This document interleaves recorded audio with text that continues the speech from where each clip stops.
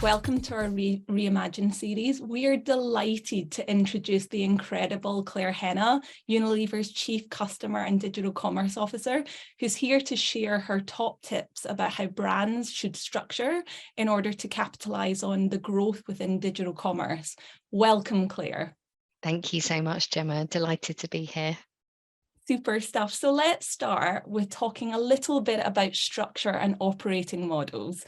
So structure can be so nuanced, right? And given the size and the scale of Unilever and the complexity across all of your brands, it would be great to just understand from you, how do you develop a flexible structure that allows for scale and agility without hindering local opportunities? Yeah, look, Gemma, I think it's a tough one to get right. But I think the core thing is that we work in such a fast-paced environment. You test, you learn, you pivot, and you change as well. But I think the first thing I'd probably say is that strong brands do well in digital commerce, right? And then you couple that with the convergence that we're seeing across media, entertainment, commerce. It offers so many exciting opportunities for brands to grow. And online shopping is just reinventing how consumers interact with Unilever products. And it's also bringing a lot of new consumers to the category. And brands really just need to go back to the basics, the fundamentals, unmissable services, content, and experiences. But because the pace of change is so fast, we ultimately require new skills and expertise and new ways of working, because I think organization structures are just one dimension. You also need to look at your processes and your ways of working. There's no single recipe for success, particularly as you were kind of saying, right? When you nuance it by maturity, business model, country, there are so many complexities of working and so many different digital commerce platforms, whether that's pure play, omni-channel, social commerce. You really need to hire the right specialists, and you need to upskill the talent in a very cross-functional nature. Because I've got digital commerce in my job title does not mean it's my sole responsibility. You need supply chain, you need media, you need ultimately a cross-functional team to work. So with this new convergence, I think what we've certainly seen at Unilever is the opportunity to bring together media, digital marketing and commerce into a new business unit structure. We call it the DMC, and that's what we call it internally, digital marketing, media and commerce teams, all under one leader. And that really is in response to the convergence that we've seen it. And in our business units, in our multiple countries that we bring together, we see this real opportunity to bring these teams together, break down silos, and really create a strong connected experience across all the touch points, because that's ultimately what you want. You want your brands anytime, anywhere to have the same consistent experiences, but equally to optimize according to the channel. So, and last thing I would say when it comes to organization structures is resourcing ahead of the curve. And I think actually we've done this pretty well within Unilever.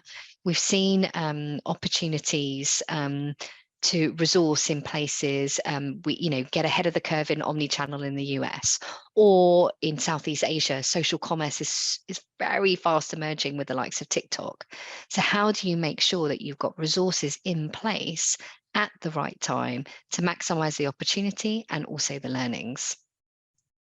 Fantastic. Thank you, Claire. And I think you touched on, the idea of agility and having to have, a flexible structure that adapts based on the routes to consumer. So I'd like to just spend, 1 or 2 minutes just talking about the different routes to consumer, whether that is on demand or D2C or pure play or omni-channel.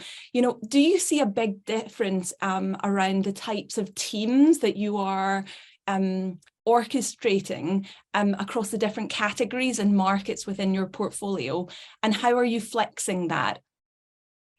Yeah, so we have core center of excellences across business models and also with strategic retailers. So, for example, Amazon, Alibaba, as we internationalize those two retailers, we need day one readiness in the new markets. So we actually do need to make sure that we've got a centralized capability, we understand how those retailers work, and we deploy quickly in markets.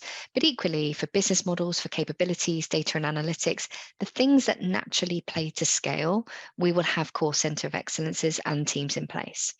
That said, within our business units, we're close to our countries, okay? So we need to be able to respond. The way that I liken it to what happens in 3 months online is the equivalent to a year in offline retail. So you need to be able to respond nimbly and quickly. But for example, in omnichannel, when you've got buyers that are now targeted across online and in store, you need the capabilities within your key account management. So they are absolutely targeted on online and offline, but you might create some capabilities that then service those teams. So we would have some centralization of capabilities. And again, that could be data and analytics, that could be content, that could be search, but they work really closely with the key account management teams. So the ownership is at the right point. So I think depending on that business model, so let's again take social commerce, there might be new capabilities that you need to create. Like, so for example, in China, we've got live stream studios and teams that are responsible for the influencer content and the content creation internally. So there are nuances, definitely. And I think it just really depends on that maturity and the market in question. But where you've got core opportunities to work harmoniously across business models, you should, because it will bring scale. And then you can deploy some of the learnings across countries more quickly. Right, thank you. And I loved what you were talking about around the cross-functional nature of digital commerce and the success of it, because the reality is all of the talent here is going to have to be nuanced based on the immediate market and category needs. So I think that leads on to the next question around finding and training and evangelizing amazing talent. And certainly, you know, talent is often the hardest thing to kind of get right and to find the right specialists and kind of evangelize across the organization. So I would love to hear from you, and I'm sure all of our listeners and viewers would as well. How are you keeping pace with the kind of learning and the development needs and mapping out the competencies? Because I imagine it's so complex across all of your routes to consumer and across all of your markets, given the rapid evolution and revolution we're seeing within digital commerce. So look, I think you've got a couple of different tracks here. You've got your digital talent, who are the masters of their expertise, and that could be in content, search, data and analytics, and they've all got different skill sets. They're not like me, a master of nothing. They're a jack of all trades. The other way around, I should have said. But you know, I think ultimately, I'm sure that is totally not true. No, well, you know, but I think ultimately they've got a deep specialism. So we need to respond to that. And we have crafted out, so in 2021, we put in place a digital commerce accelerator program. And that's got different levels that you can take depending on your skill set in the organization. We basically work with e-consultancy, you do a competency test, and it brings you into a track of learning depending on your level. So it's very tailored to you, because you don't necessarily need everyone in the organization to know every intrinsic detail, but clearly you're specialists, you need to be able to tailor a program. And then this year we've further digital upskilling program internally. So we've also brought in other areas to this program, because it's not just about digital commerce, it's harmoniously across the digital landscape. And because you're then targeting the persona, you're looking at different levels of mastery, really. So I think that's one thing that we've been able to do, play to the strengths and target their persona and their role and see what level they need to be trained to. The other things that we've done internally, we've created a top digital commerce talent agenda. So our top talent get access to mentors, coaching, work placement support. So they can also learn across different countries or different retailers. And we've worked with a number of external companies to create really best-in-class training programs so they can keep at this mastery level that I've described. And I think so that's kind of for the real core digital talent. And then you've got a proportion of your company that needs to be upskilled. That's why the accelerator program and having access to the foundational levels is really, really important. But you also then need to create on-job opportunities. So we've done also some programs where we've taken a business problem and we've brought it and created a cross-functional team. And then we found 6 weeks after we've set that challenge, we've come back, we've done a session with all the leadership, and then we've committed to really finding the answer to that business challenge as one cross-functional team. So you apply the learning as well, because otherwise everything stays at quite a theoretical level. And if you want to change and upskill your broader organization, actually cracking it through a business challenge is often the way to do that. And then we've done that across markets as well. So you can then, create the learning across multiple teams and countries as well. That is amazing. The whole idea, the whole concept of kind of wargaming or, absolutely. hackathon in order to drive that behavioral change. Amazing. Yeah. So just switching gears a little bit to talk about measurement and, the reality, as you know, you can kind of almost measure everything online. And I suppose, in your role, in your position, it's where is enough? Where is that line drawn? So we'd love to hear from you in terms of what are your kind of golden rules for measurement and making those data-driven decisions? And where do you kind of advise and lead your teams in drawing that line in order to drive speed and agility and data-driven decisions? Look, I'm a big believer on the measure what you treasure, right? Because I think, like you said, I you can love just, that. I'm going to steal that nugget. But the thing is like, that's also the nemesis of the internet, is that everything is so trackable, right? Totally. And it can also lead to over-analysis, right? And I think particularly I've had the opportunity to work in wonderfully creative businesses as well. So if I touch on Selfridges, a lot of that's intuition and being tapped into the macro context and the zeitgeist of just understanding what's going to happen in retail over time. And you don't necessarily have the data in front of you. Sometimes it's also unique of for gut being in the feel, industry. right? Gut feel. Yeah, absolutely. So I don't think you should over engineer and underestimate your own gut feel, because there's a lot, but the data helps you.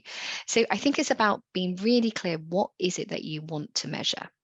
So let's just take innovation. Right. So clearly in designing and deploying in digital commerce, depending on what subchannel you're talking about, whether it's pure play or omni-channel, you have different needs. There are different routes to markets, and your product often needs to be serviced differently. But what we have done, where we've needed to, we've created proprietary tools. So we use AI to scrape retailers' websites to be able to come up with insights to help us innovate at a faster speed. So we know the fast rising search terms, the key ingredients, and we'll bring that into R&D and our marketing teams to be able to innovate. And that's how we'll use the insight to create products that are fit for the channel. But for content, we have a clear framework and a clear criteria of every single asset of what it needs to meet in terms of our benchmarks, whether that's accessibility standards, whether that is how we might be ranking for particular search terms. But we've got a very, very clear criteria. And like most businesses, we've got digital shelf capabilities. We've also created proprietary tools with retailers to track things like share of search, so we understand how our media spends and how much we should be investing. So I think some of this comes down to, what is the business challenge that you are trying to solve for? What measurement standards can you put in place? And how is that different by either different business models, different retailers? And set the standards where you need to, because when you can create common terminology and common standards, particularly in the size of the business that I'm working with now, I think it just helps also navigate your storytelling and impact in the organization. So that measure what you treasure piece is important, being really clear. And I think sometimes we can be guilty when we're collecting first party data. We collect data from people where we don't actually need. So when I was, in a store environment, you're at the till and then you want your email, your date of birth, and you're like, hold a second, there's a big queue behind me. Why do you need some of this information? So you need to go back to, what is the basic standards that you need when you're collecting data? What is it that you're actually going to use that insight for, and how you're going to create an optimal experience or create an impact with the data that you're using? And I always go back to, sometimes when you put yourself through the shoes of what challenge you might be operating at, it really then makes it very simple, because we can overcomplicate things too. Oh, we can all overcomplicate things for sure. So if we think about the changing landscape and the kind of convergence between physical and digital, and the kind of ROPO effect, and how things, how people are shopping, I'd love to hear from you in terms of the top innovations or top areas for 2023 that you think are going to be kind of rising stars, and channels that you and Unilever will be kind of doubling down on in 2023 and beyond. Wow. Well, if I had brought out my crystal ball, I'd probably be a lot richer than I am now, because I'd be better at predicting the future. But I think a few things I would probably say. Look, I think there is a lot to be said of getting operational excellence in place. Don't underestimate beautiful foundations, because the magic only happens when you've got brilliant basics in place. So I think, look, getting it right with omnichannel, getting it right with pure Unilever. However, that said, there are all these new business models that are hitting us left, right, and centre, and it's been clear about the ones that we think have probably got longevity. So I think social commerce is definitely one of these very exciting areas. We're learning huge amounts from China, quickly coming into Southeast Asia. Really, it's about, how do you apply the key repeatable things? Not everything that you see in China is going to be repeatable for the West, but there are lots and lots of learning. So I think social commerce, live commerce, that will be definitely a business model to watch, and it will quickly scale with the likes of TikTok. And when I'll tell you a story. I was with my nieces, and we were going through their Christmas list, and they just said, I'll just share my TikTok with you. And I was like, where am I going to get all this product from? And everything was like from America or $200. And I was like, I love you, but I don't love you that much, right? That I'm going to spend now $200 on this amazing lipstick. And they just said, by just looking at their TikTok, I can get inspiration for their Christmas list. And I was like, how are you shopping? And I was like, oh my God, this is blowing my mind. My 13 and 15-year-old nieces, I was just like, oh my God. And I thought I was down with you for today. And clearly not, as I hit a milestone birthday this year. So I think in reality is that watching young consumers and how they're spending time on social platforms, and the convergence that we're seeing, is definitely one to watch. I think I'm not going to say anything differently, that retail media will be a key piece to watch in 2023. It's fast emerging in 2022. So I think that's also an area, particularly in FMCG. So retail media, new models such as social commerce. I also think the third area I'd probably say is, having lived through a boom and bust era of the internet, and I'm old enough to say that, I think we're at this tipping point of the Great Reset. It's needed to happen. There's been so much capital being thrown at so many businesses. So while it's not nice to see what's happening in the current tech landscape or what's happening at many retailers, we've been so focused on growth, a profitable and sustainable business model, and really cracking that for online is really, really important. And I think it's survival of the fittest. So I think we're going to be seeing more rather than less consolidation. You're already seeing it in the quick commerce model, Getir and Gorillas. So you'll see further consolidation. And that actually gives you more opportunity to focus on the sustainable growth model for what is in a very attractive business. It's not going anywhere, but I think it's really important. And last thing that I would probably say is and you've seen it this year, the resurgence of physical shopping. So anything digital around, I call it digital, creating this moment of opportunities to create amazing online and in-store experiences. O+O if you're in the east of the world, it is not going anywhere. So I think actually around how you create the connected experiences and connected commerce is important. So that's 4. Probably should have come up with 5, but to be clear and concise, but that's 4 that I'm probably hanging my bets on for next 2023.